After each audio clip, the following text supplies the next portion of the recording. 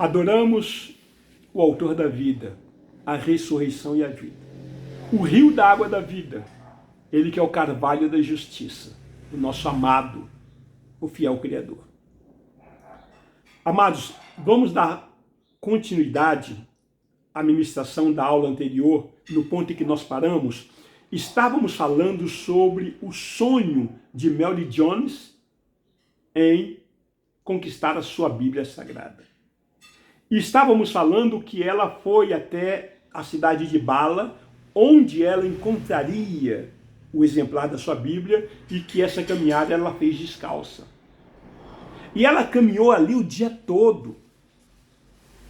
No início da noite, ela chegou ali à casa do reverendo Thomas Charles, e ali, no entanto, veja bem, uma outra dificuldade ela teve que enfrentar.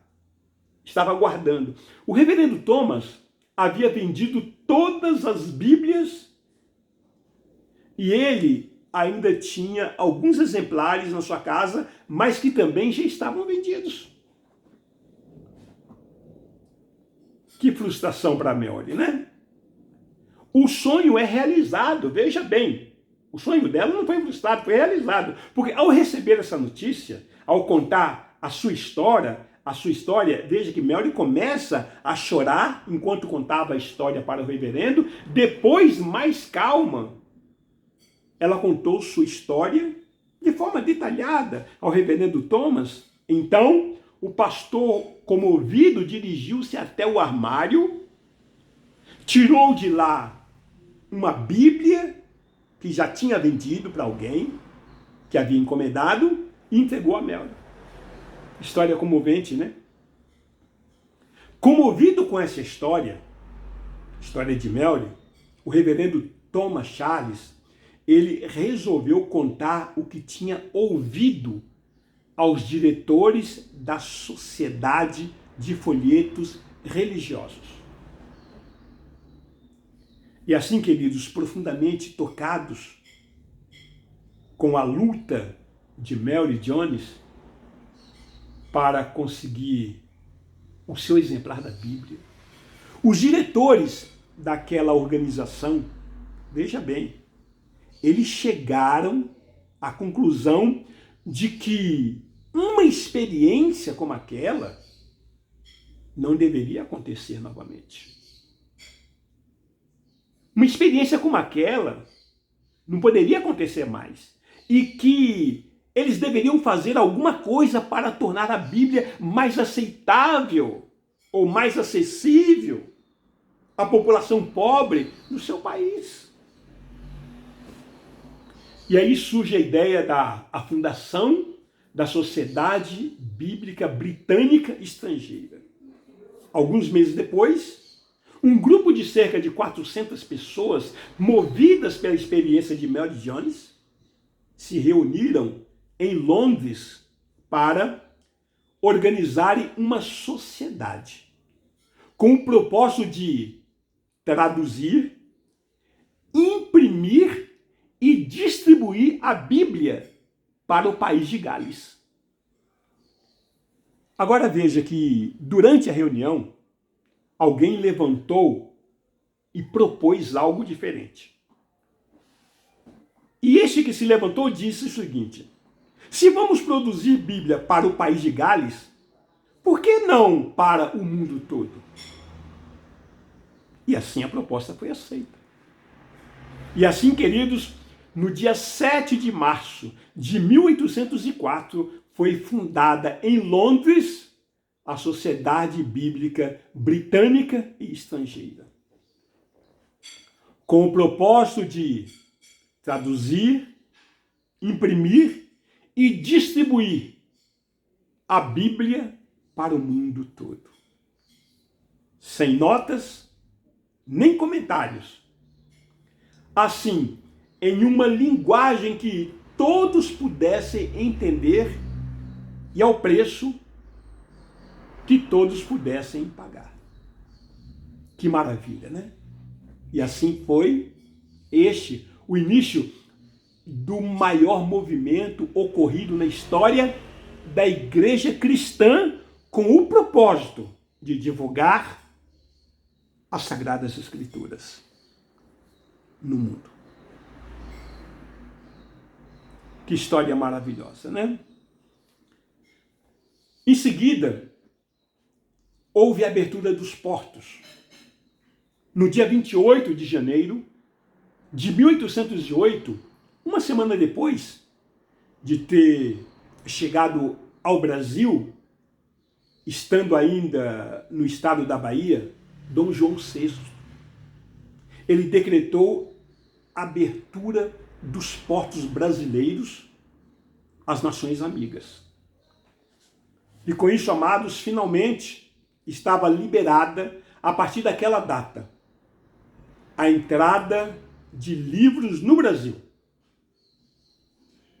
E a partir dessa decisão histórica de Dom João VI, evidentemente, foram abertas as portas para a entrada da Bíblia no Brasil.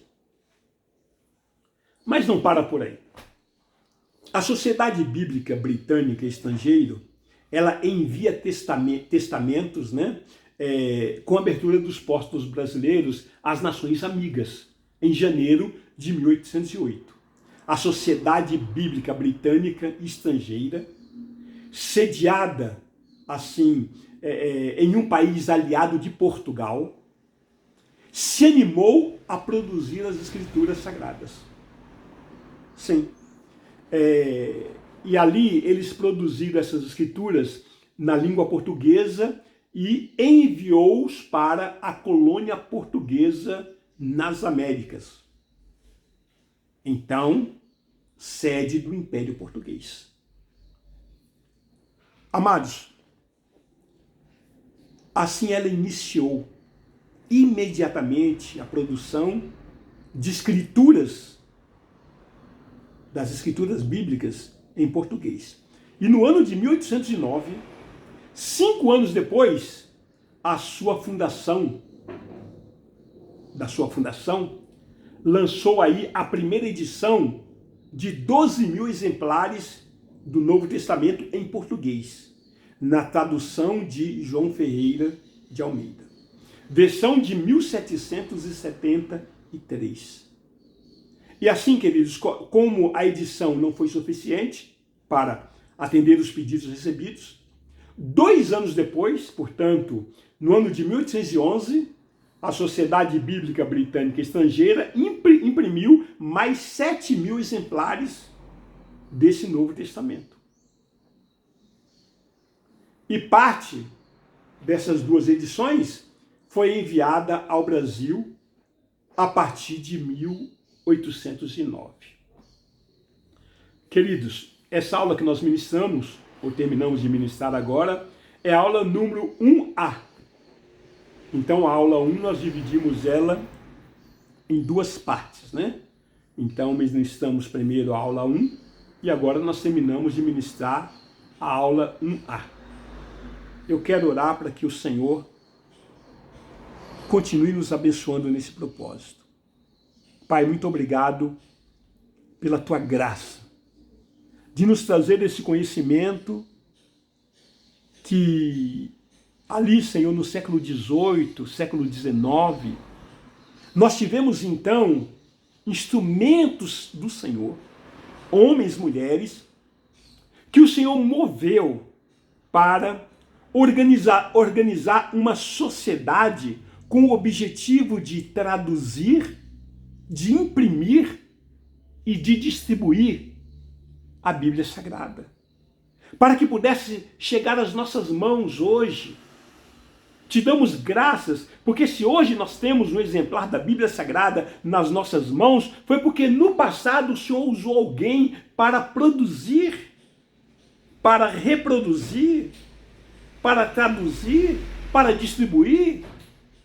O Senhor, ó Deus, moveu o coração dos homens para que os livros e as Bíblias entrassem nas nações, a exemplo do que aconteceu no Brasil. Senhor, muito obrigado. Porque este conhecimento é maravilhoso. a importância da Bíblia Sagrada nas nossas vidas. Oh, Pai, que essa palavra ela não seja menosprezada, ela não seja preterida, ela não seja, Deus,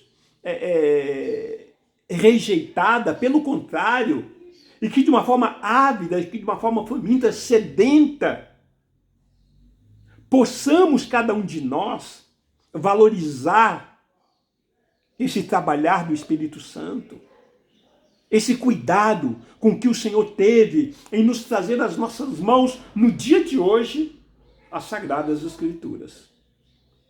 Onde quer que haja uma pessoa ouvindo, recebendo essa ministração, que o Senhor fale de uma forma especial, valorizando a leitura da palavra. Senhor, ainda hoje, quantas pessoas no mundo, quantas nações no mundo gostariam de ter acesso a uma Bíblia Sagrada e não têm? Porque por uma imposição governamental, por uma corrupção governamental ou sistêmica, ou quem sabe endêmica, ó Deus, por uma condição ímpia, muitas pessoas não têm acesso à palavra de Deus. Mas muito obrigado porque o Senhor nos deu essa condição. E aqui estamos para te glorificar. Que a luz do Senhor brilhe na mente, no coração, na alma dos nossos irmãos. E a tua palavra se cumpra na nossa vida, que diz que lâmpada para os meus pés é a tua palavra e luz para o meu caminho. O Senhor não nos destinou para andarmos em trevas, para andarmos em escuridão. Por isso, o Senhor traz a lume a tua palavra, que é o martelo que esmiuça a penha. Prata refinada em cadinho de barro, depurada 7 vezes. Ó Senhor, como amamos a tua palavra. Ela é o motivo da nossa meditação dia e noite. Que o Senhor te abençoe e te guarde.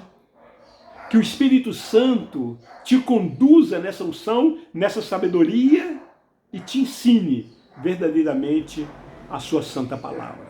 Assim oramos em nome de Jesus Cristo. Amém e amém. Graças a Deus.